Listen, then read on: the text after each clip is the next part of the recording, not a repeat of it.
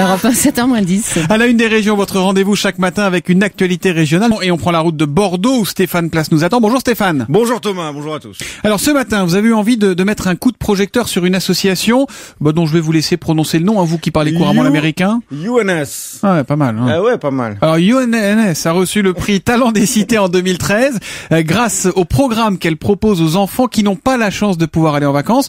Programme en 2 temps, Stéphane. Soutien scolaire le matin, sport l'après-midi, c'est ça ? Exactement, et l'un ne va pas sans l'autre, c'est ça la philosophie de cette association implantée dans le quartier de Bordeaux-Nord. À l'origine de ce projet, un ancien basketteur professionnel qui a grandi dans la banlieue parisienne. La quarantaine aujourd'hui, Abdoulaye Ndiaye a décidé d'organiser ces stages gratuits avec une conviction. Le sport, eh bien, c'est l'argument pour motiver ces jeunes, les faire venir et puis les aider par ce biais, cela fait partie du contrat en quelque sorte, à mieux travailler aussi à l'école. On commence d'abord par le plus sérieux, les devoirs, le soutien scolaire et l'après-midi, le sport. Donc ce qui est bien, c'est qu'on a créé une dynamique. Pour la partie sport, soutien scolaire, maintenant à chaque vacances, les jeunes naturellement viennent faire leurs devoirs. Avant, c'était plutôt au forceps.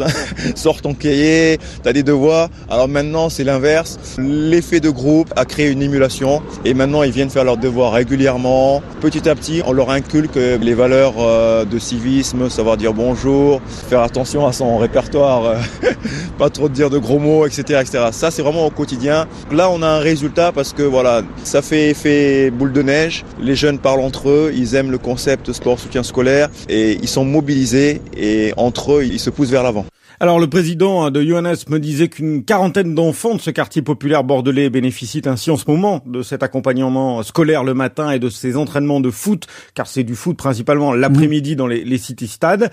Autre activité que développe cette association, destinée cette fois aux 18-25 ans qui recherchent un emploi, là encore via le sport, avec un coach. Il faut les remobiliser, les remotiver, éviter le désœuvrement et parallèlement leur proposer des remises à niveau en orthographe, par exemple, les accompagner vers une formation avec toujours cette idée de la ponctualité, la rigueur que l'on trouve dans le sport. Et du fair play. Et dites-moi, ce nom venu de nulle part, vous en connaissez l'origine, comment vous dites UNS? C'est ça. Non, pas de nulle part, justement. C'est un hommage, une référence à l'action, vous savez, du professeur Younous, prix Nobel de la paix en 2006. Mohamed Younous. Okay. Voilà, le père du microcrédit, appelé le banquier des pauvres. Et en y ajoutant un O, comme vous le dites si bien, on obtient UNS, vous et nous en anglais. D'accord, et ça s'écrit YOUNSE pour ceux qui veulent les voir sur Internet. Hein, voilà, c'est ça, mais on l'entend mieux quand vous le prononcez bien. Ouais, allez, c'est ça. Allez, merci Stéphane Place, bonne journée du côté de Bordeaux. Bonne journée Thomas. Europe 1, 6h54.